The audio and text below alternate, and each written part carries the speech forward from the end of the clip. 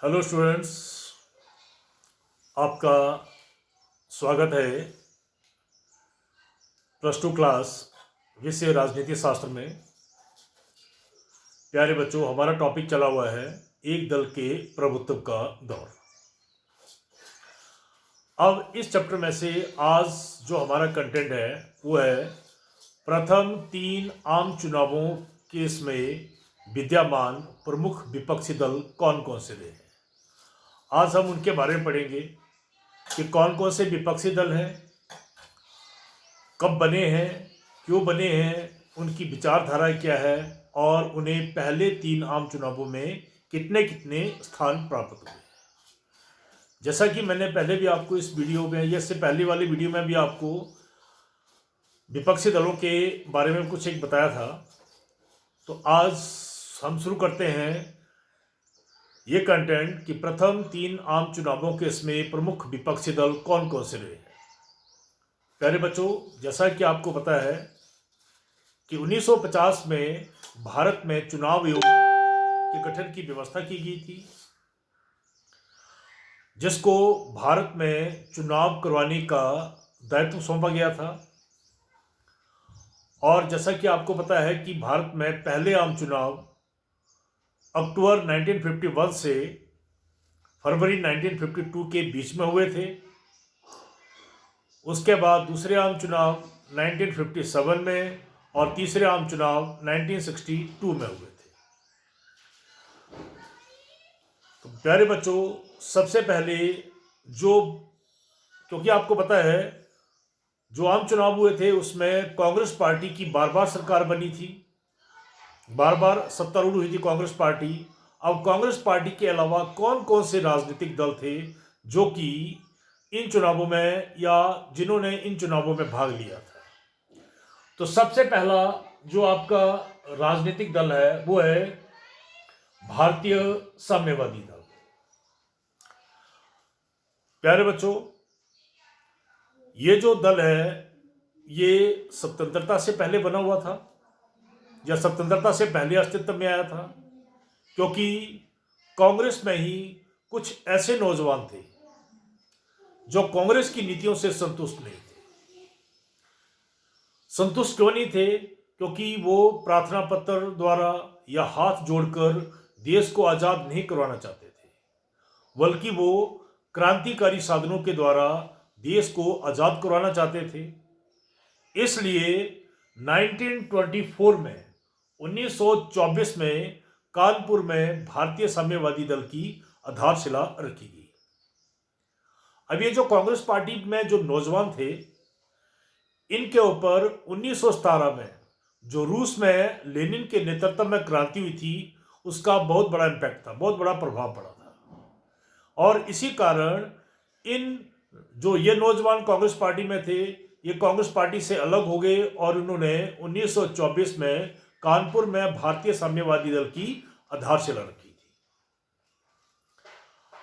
क्योंकि ये क्रांतिकारी साधनों के द्वारा देश को आज़ाद करवाना चाहते थे, इसलिए ब्रिटिश सरकार ने 1941 तक जो है वो इस पर प्रतिबंध लगा दिया था। और 1942 में ब्रिटिश सरकार ने इससे प्रतिबंध हटा लिया। उसके बाद ये जो दल था इसने भारतीय राजनीति में महत्वपूर्ण भूमिका निभाना शुरू कर दी थी। अब जो पहले आम चुनाव थे, इन चुनावों में जो लोकसभा में भारतीय साम्यवादी दल को 16 स्थान प्राप्त हुए थे। 1957 में लोकसभा में 27 स्थान और 1962 में भी इनको 27 स्थान जो है वो प्राप्त हुए थे। भारतीय साम्यवादी दल का जो जनाधार है, मतलब कि लोगों ने इस पार्टी की सरकार कहां कहां बनवाई थी, वो है केरल, आंध्र प्रदेश और पश्चिमी बंगाल। तो ये था बच्चों आपका भारतीय साम्यवादी दल। एक बार फिर थोड़ा सा इसके बारे में बता दूं कि इसकी स्थापना 1924 में कानपुर में हुई थी। और यह पार्टी क्यों बनी थी? क्योंकि शुरू में कांग्रेस में ऐसे नौजवान थे जो कांग्रेस की नीतियों से संतुष्ट नहीं थे।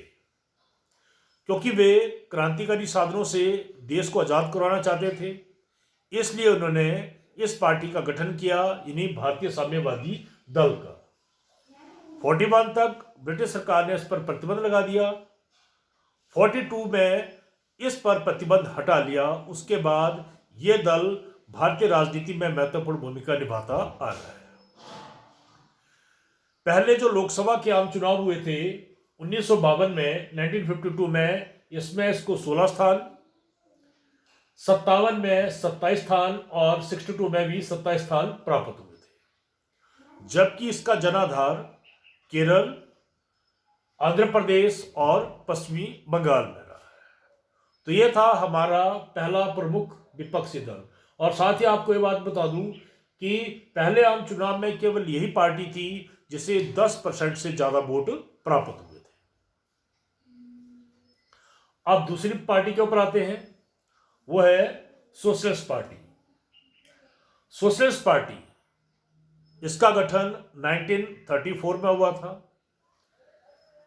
इसके संस्थापक थे आचार्य नरेंद्र देव। अब ये जो पार्टी थी ये समाजवादी विचारधारा को मानती थी।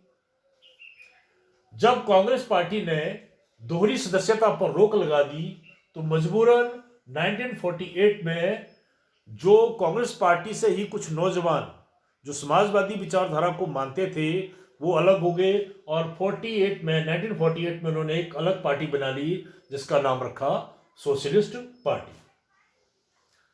और इस पार्टी को लोकसभा में, जो पहली लोकसभा के आम चुनाव हुए थे उसमें 12 स्थान प्राप्त हुए थे और कुल बैलेट वोट जो वैध मत थे उसका 10.6% तक जो है वो प्राप्त हुआ था। तो प्यारे बच्चों, ये जो दूसरी पार्टी रही है सोशलिस्ट पार्टी, ये भी वास्तव में किससे निकली हुई पार्टी रही है? कांग्रेस पार्टी से ही, क्योंकि कांग्रेस में ही कुछ ऐसे नौजवान थे जो समाजवादी विचारधारा को मानते थे। तीसरी बात करूंगा किसान मजदूर प्रजा पार्टी। ये जो किसान मजदूर प्रजा पार्टी है, जैसे कि नाम से पता चल जा रहा है कि यह पार्टी किसकी बनी थी? किसानों और मजदूरों के हितों की रक्षा के लिए पार्टी बनाई गई थी। और यह पार्टी जो है वो आजादी के समय बनी थी और इस पार्टी का मुख्य उद्देश्य किसानों और मजदूरों के हितों की रक्षा करना था।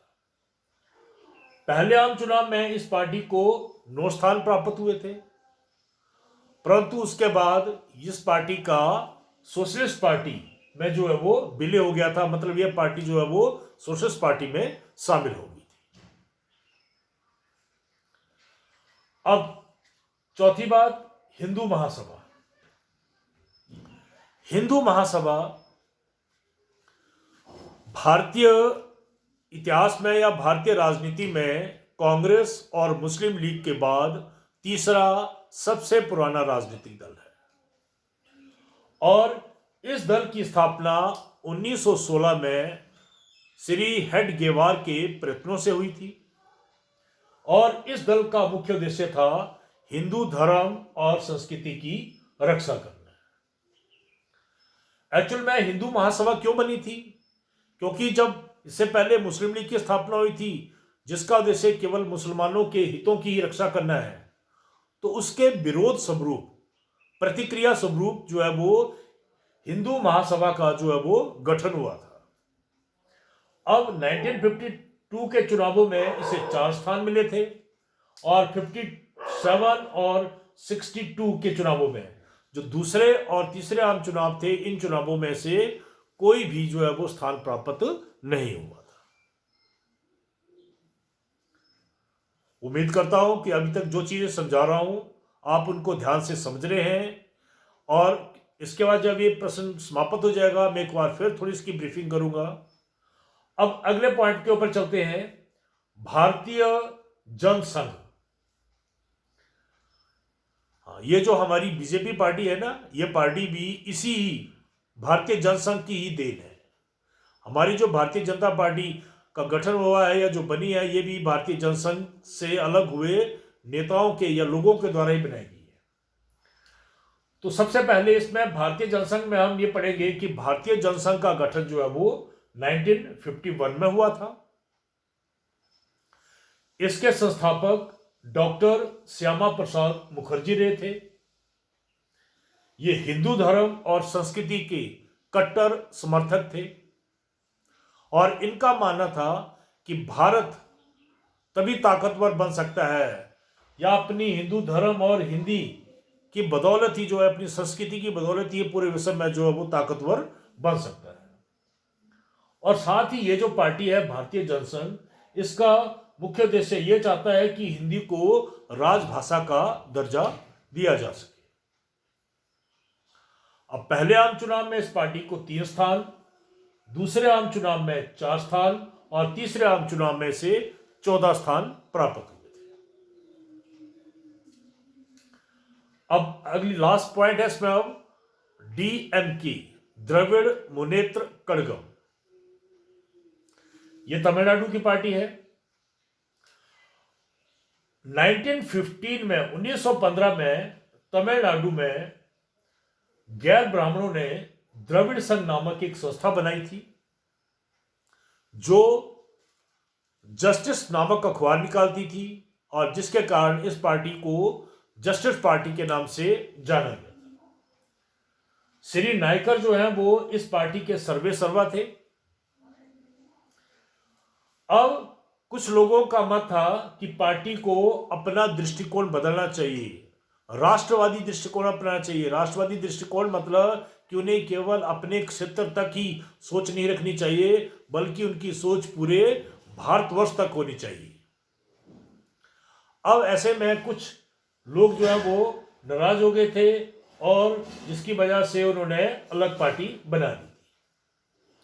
1967 में तमिलनाडु में इस दल की पहली बार जो है वो सरकार बनी और 1962 यानी कि तीसरे आम चुनावों में लोकसभा में इस पार्टी को 7 स्थान प्राप्त हुए थे।